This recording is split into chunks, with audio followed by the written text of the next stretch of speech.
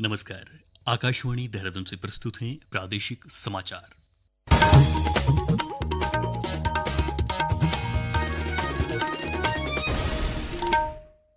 पहले मुख्य समाचार। प्रदेश में धनतेरस के अवसर पर बाजारों में छाई रौनक, सोने चांदी के आभूषणों और बर्तनों की खरीदारी के लिए उमड़ रही लोगों की भीड़। रुद्रप्रयाग में स्वयं सहायता समूह की महिलाएं गोबर और जड़ी बूटियों से बना रही पर्यावरण अनुकूल दीपक व धूप, आर्थिक सशक्तिकरण की दिशा में एक सशक्त कदम। नैनीताल में 29 अक्टूबर से 2 नवंबर तक राष्ट्रीय महिला बॉक्सिंग प्रतियोगिता का आयोजन किया जाएगा और तुंगनाथ मंदिर के कपाट 6 नवंबर को शीतकाल के लिए बंद किए जाएंगे। प्रादेशिक समाचारों के साथ मैं जयवीर सिंह। और अब समाचार विस्तार से। राजधानी देहरादून सहित प्रदेश के विभिन्न जिलों में आज धनतेरस के अवसर पर बाजारों में रौनक छाई हुई है। बर्तनों की दुकानों पर जहां खरीदारी के लिए लोगों की भीड़ उमड़ रही है, वहीं बड़ी संख्या में लोग ज्वेलरी शोरूम पर चांदी और सोने के सिक्कों, आभूषणों और अन्य वस्तुओं की खरीदारी कर रहे हैं। रुद्रप्रयाग में बर्तनों की एक दुकान में पहाड़ के वाद्य यंत्र, ढोल दमाऊं और हुड़का के साथ ही पहाड़ के पौराणिक मापक यंत्र सेर पाथा को बिक्री के लिए रखा गया है। दुकानदार राय सिंह बिष्ट ने बताया कि इन सभी यंत्रों को स्थानीय शिल्पकार तैयार कर रहे हैं। मैं एक पूर्व सैनिक भी हूं और मेरे दिमाग में एक बात आई कि हम हर चीज से जो है विलुप्त होते जा रहे हैं, तो मैंने एक टमटा जी को जो है अपने साथ रखा हुआ है और उसको मैंने जो है बहुत पहले बहुत रिक्वेस्ट किया है कि आप इन चीजों को बनाओ जिससे हमारे बच्चे जो है, हमारे आने वाला जनरेशन भूल न जाए कि हम कभी पाथा शेर किसको बोलते थे। और आज अच्छा मुनाफा ले रहा है और इस धंधे को जो है वो और बढ़ाने की कोशिश कर रहा है। वहीं धनतेरस पर खरीदारी करने आए सुमित का कहना है कि पहाड़ में विलुप्त हो रही मापन, सेरा, पाथा और वाद्य यंत्रों को बाजार में लाकर यह बेहतरीन पहल है। इससे हमारी संस्कृति का भी प्रचार प्रसार होता है।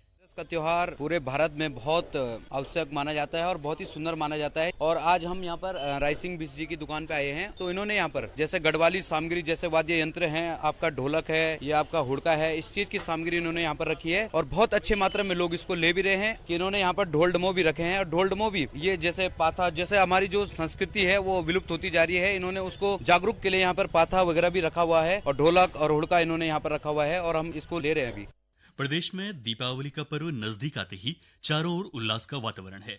इसी क्रम में जनपद रुद्रप्रयाग की महिलाएं अपनी मेहनत और रचनात्मकता से इस पर्व को विशेष बना रही हैं।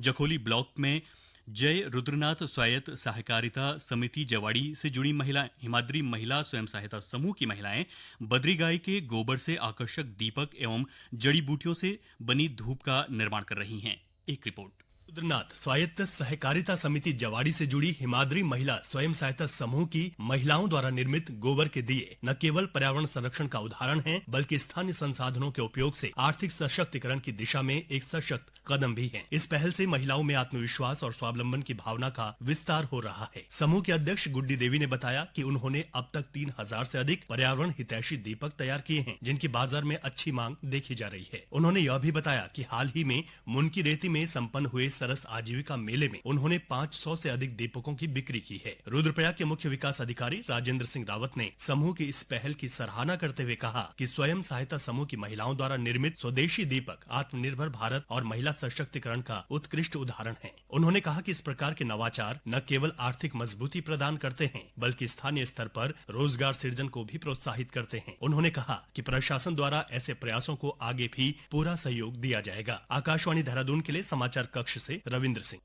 राजभवन में दीपावली मिलन कार्यक्रम का आयोजन किया गया। इस अवसर पर राज्यपाल लेफ्टिनेंट जनरल गुरमीत सिंह, प्रथम महिला गुरमीत कौर और राजभवन के अधिकारी और कर्मचारी उपस्थित रहे। राज्यपाल ने सभी अधिकारियों, कर्मचारियों और उनके परिजनों को दीपावली की शुभकामनाएं देते हुए उनके सुख, शांति एवं समृद्धि की कामना की। उन्होंने इस पावन पर्व के अवसर पर सभी को उपहार भेंट किए और दीपावली को एकता और सकारात्मक ऊर्जा का प्रतीक बताया। राज्यपाल ने राजभवन के सभी अधिकारियों और कर्मचारियों के समर्पण, निष्ठा और उत्कृष्ट कार्य के लिए उनकी सराहना की। ये समाचार आकाशवाणी के देहरादून केंद्र से प्रसारित किए जा रहे हैं। ताज़ा समाचार के लिए आप हमारे सोशल मीडिया एक्स व Facebook page Akashvani news Uttarakhand को फॉलो कर सकते हैं। साथ ही ये समाचार हमारे YouTube channel Akashvani news Uttarakhand पर भी उपलब्ध हैं। उत्तराखंड बॉक्सिंग एसोसिएशन और नैनीताल जिला प्रशासन के संयुक्त तत्वाधान में आगामी 29 अक्टूबर से 2 नवंबर तक नैनीताल में राष्ट्रीय महिला बॉक्सिंग प्रतियोगिता का आयोजन किया जाएगा। इस प्रतियोगिता की तैयारियों के सिलसिले में जिलाधिकारी ललित मोहन रयाल की अध्यक्षता में आयोजित एक बैठक हुई। बैठक में जिला क्रीड़ा अधिकारी निर्मला पंत ने बताया कि प्रतियोगिता में देश के विभिन्न राज्यों से लगभग 100 महिला बॉक्सर हिस्सा लेंगी। रुद्रप्रयाग जिले में स्थित तुंगनाथ मंदिर के कपाट आगामी 6 नवंबर को शीतकाल के लिए बंद किए जाएंगे। बद्रीनाथ केदारनाथ मंदिर समिति के मुख्य कार्यकारी अधिकारी ने यह जानकारी देते हुए बताया कि भगवान तुंगनाथ की उत्सव डोली यात्रा 6 नवंबर को प्रातः प्रस्थान कर रात्रि विश्राम के लिए चोपता पहुंचेगी। डोली यात्रा 7 नवंबर को रात्रि विश्राम के लिए भनकुना गुफा और 8 नवंबर को शीतकालीन गद्दी स्थल मक्कूमठ मंदिर पहुंचेगी। अल्मोड़ा जिले के नवनियुक्त जिलाधिकारी अंशुल सिंह ने अपना कार्यभार ग्रहण कर लिया है। जिलाधिकारी ने कलेक्ट्रेट के सभी कार्यालयों और पटलों का निरीक्षण किया और कोषागार पहुंचकर विधिवत कार्यभार ग्रहण किया। जिलाधिकारी ने कहा कि जनहित के कार्यों को प्राथमिकता देकर जनता को सरकारी योजनाओं का लाभ देना उनका लक्ष्य है।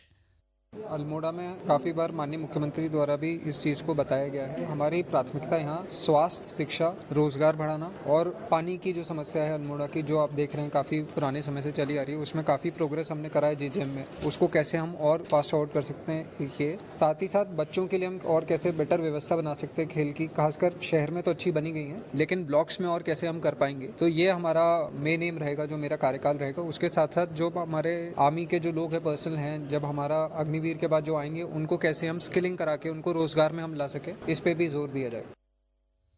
बागेश्वर में ग्रामीण स्वरोजगार प्रशिक्षण संस्थान की ओर से स्वयं सहायता समूहों से जुड़ी महिलाओं को मोमबत्ती बनाने का प्रशिक्षण दिया जा रहा है। दीपावली पर्व को ध्यान में रखते हुए आयोजित इस प्रशिक्षण में महिलाओं को आकर्षक और सजीली मोमबत्तियां बनाने की विधि सिखाई जा रही है। संस्थान के निदेशक दिनेश कुमार ने बताया कि प्रशिक्षण के दौरान महिलाओं को मोमबत्ती बनाने की तकनीक के साथ साथ व्यवसाय से जुड़ी व्यवहारिक जानकारी भी दी जा रही है, ताकि वे स्थानीय बाजार में अपने उत्पाद को आत्मविश्वास के साथ बेच सकें। फिर ये आरसीटी बागेश्वर के द्वारा यहाँ पर 7 अक्टूबर से एक प्रशिक्षण स्टार्ट किया गया है कैंडल मेकिंग का, जिसमें बागेश्वर ब्लॉक के यहाँ पर 30 सदस्य आकर प्रतिभाग कर रहे हैं। और ये दिवाली के मौके पर विशेष प्रोग्राम लगाया गया था, क्योंकि इनके द्वारा ये बताया गया है कि हम क्या नाम ये मोमबत्ती बनाने का कार्य करेंगे और दिवाली के अवसर पर, दिवाली के शुभ अवसर पर हम अपना रोजगार करेंगे। इस प्रशिक्षण कार्यक्रम में इनको विभिन्न प्रकार के गतिविधियां बताई गई हैं। आज जैसे कि मैं इनको बैंकिंग के बारे में बता रहा हूं, बैंकिंग के साथ साथ में जो समूह के सदस्य हैं उनको सीसीएल किस प्रकार से होता है, सीसीएल के बारे में विस्तार रूप से मैं बता रहा हूं कि आपको सीसीएल का अकाउंट किस तरह से मेंटेन किया जाता है। और यहाँ जो ये प्रशिक्षण लिया जा रहा है, निःशुल्क प्रशिक्षण है। 30 सदस्य यहाँ पर प्रतिभाग कर रहे हैं। कल्पना पांडे ने बताया कि उन्हें इस प्रशिक्षण से कई प्रकार की मोमबत्तियां बनाना सिखाया गया। उन्होंने बताया कि यह प्रशिक्षण स्वरोजगार के द्वार खोल रहा है। हमें ग्रामीण स्वरोजगार प्रशिक्षण के द्वारा अनेक प्रकार की मोमबत्ती हमें सिखाने को मिल रही है और यहाँ अच्छी व्यवस्था है और यहाँ हर प्रकार का मोमबत्ती बनाने की ट्रेनिंग हमें दी जा रही है, जिस प्रकार से हम आगे अपना रोजगार चला सकते हैं और अपना अच्छा व्यापार खोल सकते हैं। ये हमें सीसीएल वाले अच्छा सा मोमबत्ती बनाने का ट्रेनिंग दी जा रही है यहाँ। अंत में मुख्य समाचार एक बार फिर।